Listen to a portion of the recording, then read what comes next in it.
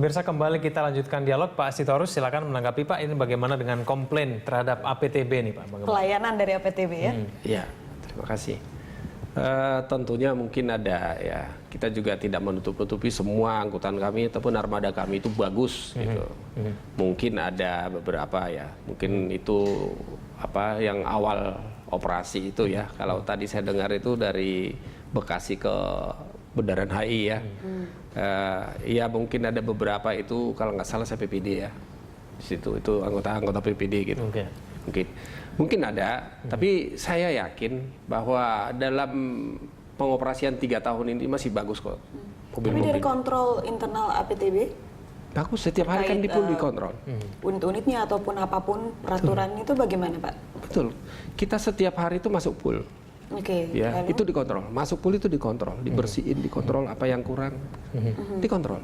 Ada, checkingnya itu ada. Keluar dia dicek juga. Harus semua rapi. Nah, Pak Sitorus, kalau misalnya sekarang busway APTB begitu ya, dianggap sering kejar setoran gitu, jadinya menepi di mana saja, penumpang bisa dinaikkan begitu. Apakah kemudian dengan solusi penetapan tarif, katakanlah itu besarannya yang belum dibicarakan tadi ya, kita masih belum tahu, apakah kemudian Anda yakin bahwa nanti yang mengoperasikan APTB itu akan jadinya lebih baik, tidak minggir sembarangan, akan tetap pada jalurnya begitu kalau misalnya sudah disepakati? Apakah Bapak optimis juga itu akan terjadi? Ya itu pasti, itu pasti. Karena kenapa? Mereka itu kan nggak nerima uang lagi. Di koridor ini kan mereka udah nggak nerima uang, nggak ada uang cash lagi di situ kan. Itu sudah pasti kalau itu bergabung ya. Udah ada pembayaran kilometer per rupiah per kilometer. Kosong atau penuh dia akan jalan aja. Iya. Berarti sebetulnya ngejar penumpang. Dia nggak ngeber itu lagi. Gitu. Oke, berarti sebetulnya nggak ada masalah sebetulnya kalau misalnya terkait kita membicarakan perdebatan mengenai 14.000, 18.000, toh dari organisasi sendiri sebetulnya nggak ada masalah dengan masalah. Tidak ada masalah. Memang tidak ditawarkan opsi itu. Tidak ditawarkan. Begitu ya? Besaran itu tidak pernah ditawarkan kepada Organda. Itu masalahnya. Oke, baik. Saya ke Bu Ellen. Bu Ellen, kalau Anda melihat ini kan berarti kalau misalnya ternyata Pak Ahok tetap ingin busway di APTB diatur begitu ya, apakah Anda melihat ini dari Pemda sini sudah siap untuk menyediakan busway yang untuk menggantikan peran dari APTB yang biasanya masuk di Jakarta? Nah, Anda melihat sudah siap belum? Iya, kalau yang disampaikan katanya memang akan masuk busway ratusan, tetapi mungkin harus dilihat lagi kondisi busway-nya, busnya itu seperti apa, dan apakah itu termasuk bus-bus yang waktu itu bermasalah sehingga masuk lagi ke jalur. Dan satu lagi kita harus ingat bahwa bus Transjakarta yang ada sekarang itu banyak juga yang sudah harus diganti. Jadi ketika masuk itu 500 katakan, jangan-jangan 200 sudah harus diganti, sehingga jumlahnya itu masih terbatas gitu. Jadi artinya masih sangat diperlukan layanan dari atau kapasitasnya masih sangat diperlukan oleh APTB. Dan harusnya menurut saya pemerintah atau ya pemerintah DKI dalam hal ini Dinas Perhubungan tuh harusnya bisa punya angka. Berapa sih sebenarnya kebutuhan busway untuk koridor ini, dan koridor ini. Nah, kalau misalnya ternyata minggu depan gitu dipastikan begitu ya, APTB nggak masuk Jakarta gitu, sedangkan busway-nya belum datang, berarti efeknya ini bakal terjadi penumpukan penumpang. Pasti. Penumpukan penumpang itu nggak akan lama, karena mereka akan pindah.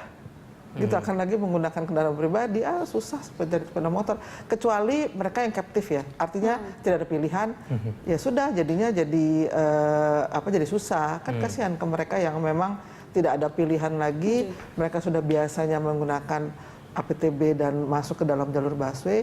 Nah itu yang harusnya dipikirkan oleh pemerintah. Jadi harusnya seperti apa Bu Ellen? Karena jika katakan sampai detik ini tidak ada opsi ketiga begitu ya dari pihak Pemprov bahwa boleh masuk Jakarta tapi ada biaya yang dikenakan. Kemudian akhirnya Organda terpaksa, katakan seperti yang Pak Sitorus tadi mengatakan, terpaksa memilih opsi yang kedua, berhenti di daerah perbatasan. Lalu sampai dalam kondisi beberapa bulan ke depan yang Ibu bilang busway sendiri kurang armadanya, jadi bagaimana? Ini solusinya bagaimana? Apakah membiarkan saja penumpukan seperti itu? Kalau saya atau kami dari Dewan Transportasi Kota Jakarta tuh menginginkan tidak seperti itu. Itu harusnya masih ada negosiasi atau masih ada pertemuan-pertemuan kembali untuk membicarakan itu, dan prosesnya dilakukan jangan tidak melanggar hukum. Artinya rupiah kilometer dibayarkan itu harusnya tender. Dan karena tendernya itu dilakukan untuk mereka yang sekarang sudah juga beroperasi saat ini, ya mestinya proses itu dilakukan lah. Jadi kalau dikatakan, jadi kalau memang terjadi begitu seperti apa? Ya apakah di kota Jakarta ini yang sudah menjadi ibu kota kita harus mulai melakukan hal yang coba-coba. Kita coba dulu deh, jadinya gimana sih gitu. Kalau saya sih nggak setuju seperti itu. Kita coba dulu deh, macet dulu deh, gitu ya. Sekarang ini kondisinya bukan kondisi ideal. Kondisi angkutan umum kita belum kondisi ideal, sehingga kebijakan-kebijakannya itu harus bukan kebijakan coba-coba turun begitu, Mbak atau Ren, ya? membuat berkurang.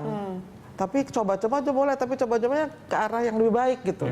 Kalau misalnya ke arah lebih baik ternyata tidak, ya bolehlah itu coba-coba. Tapi kalau coba-cobanya mengurangi kapasitas kan, udah pasti itu, gak usah coba-coba lagi, udah pasti baik. akan Sudah ada bibit kemungkinan gagalnya begitulah katakanlah ya. Ya, kita dan masih ada masyarakat loh yang akan jadi korbannya ya. Ya, kita masih ada satu segmen lagi ya Gan ya, dan ini kita mungkin sedikit membahas bagaimana nih masyarakat jadi korban nantinya begitu ya. Ya pemirsa, kami akan kembali setelah jeda berikut ini.